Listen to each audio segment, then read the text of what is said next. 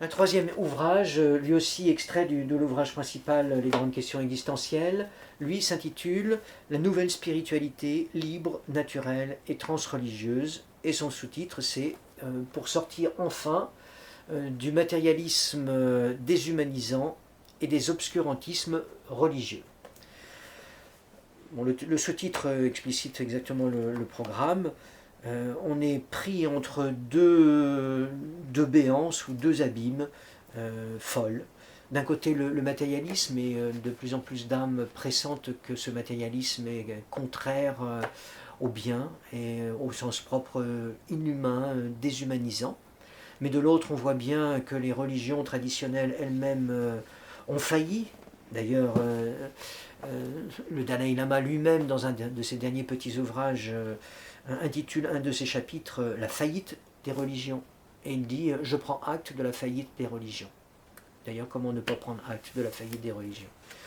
Malgré toute la valeur que les unes et les autres peuvent receler en leur sein,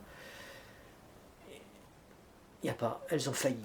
Elles ont failli l'une et l'autre à leur mission divine, et tout particulièrement peut-être pour ce qui concerne la religion chrétienne, qui au lieu de donner le goût du divin, le goût du sacré, ont généré dans les âmes massivement un rejet épidermique du religieux.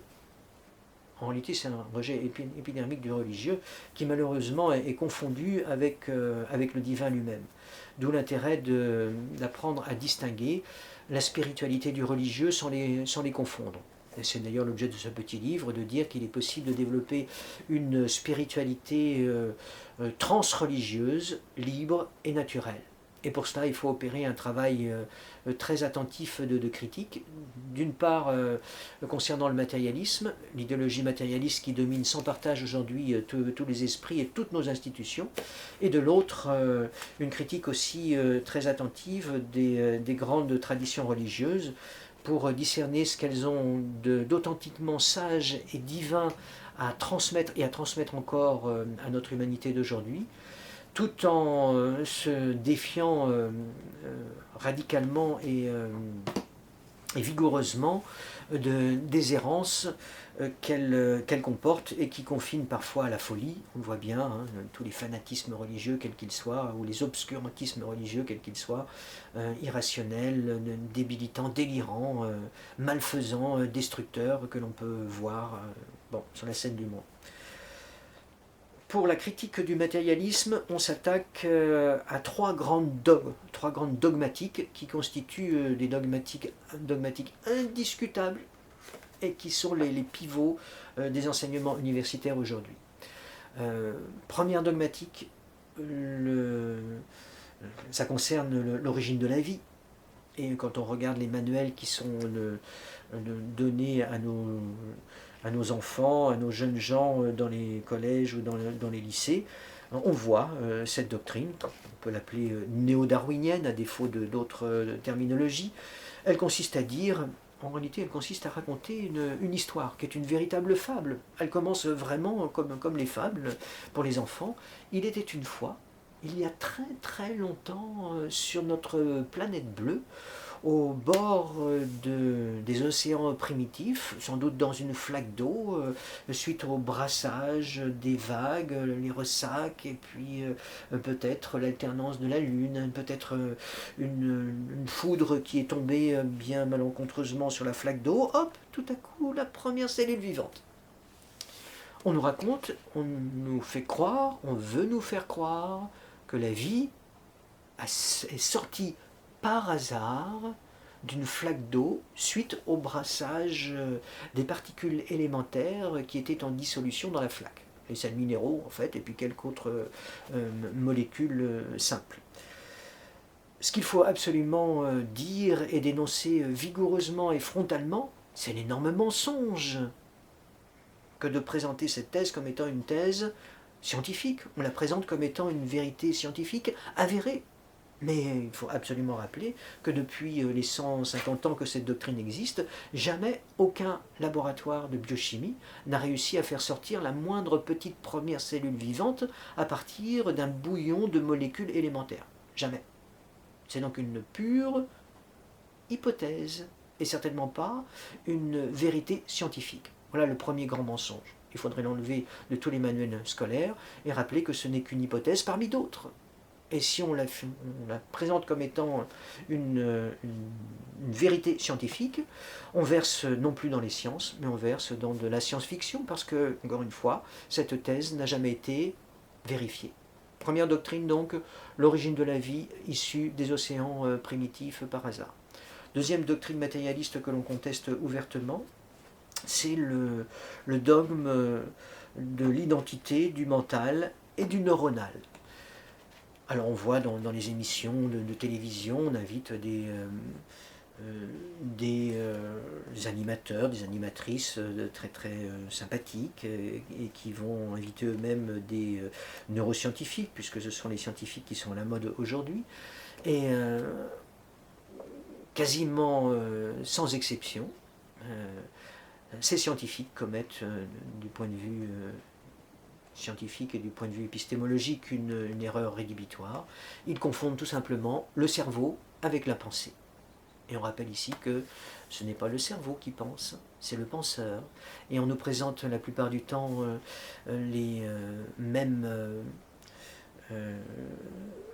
expériences de neurosciences, qui consistent à demander à une personne qui est un patient de se prêter au jeu du cobaye. Donc on la met en général dans un scanner, on l'a briefé au préalable, on lui demande lorsqu'elle sera dans l'appareil, dans le scanner, de soit se remémorer des souvenirs heureux.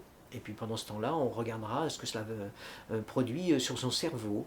Ou bien on lui demande d'effectuer un certain nombre d'opérations cognitives élémentaires, lire un texte, ou bien faire des opérations arithmétiques.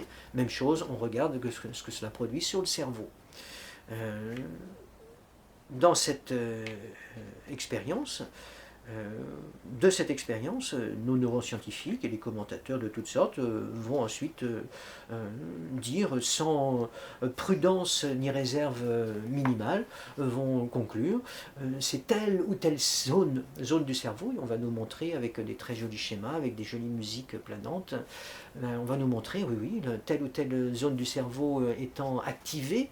En réalité, ce que l'on voit, c'est une circulation de sang, c'est rien d'autre, un afflux de sang dans telle zone du cerveau, et on va nous dire telle aire cérébrale est le siège de la raison, le siège des émotions, et on conclura, là encore, sans prudence, c'est le cerveau qui est ému, qui calcule, qui pense.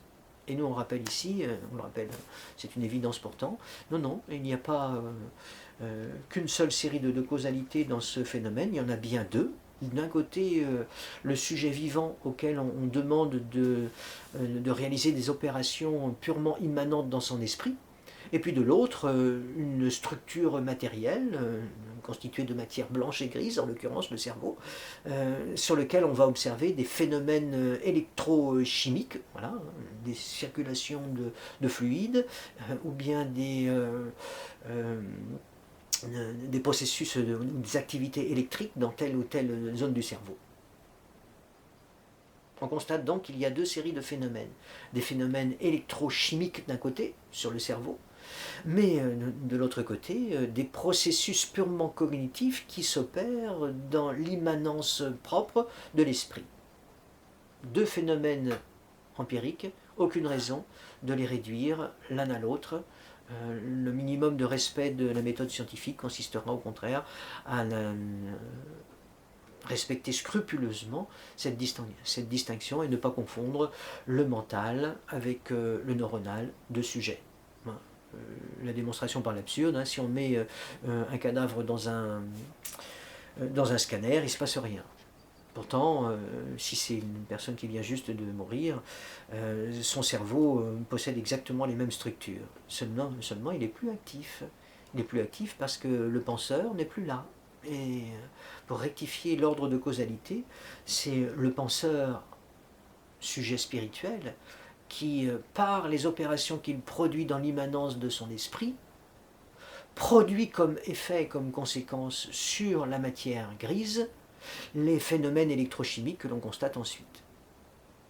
Seconde donc grande doctrine matérialiste, lever cette confusion du mental et du neuronal, qui est un irrespect des conditions expérimentales où deux séries de phénomènes existent et il n'y a aucune raison de réduire l'un à l'autre, il faut impérativement les respecter. Troisième critique du matérialisme, autre grande doctrine qui prévaut partout, c'est la doctrine du hasard.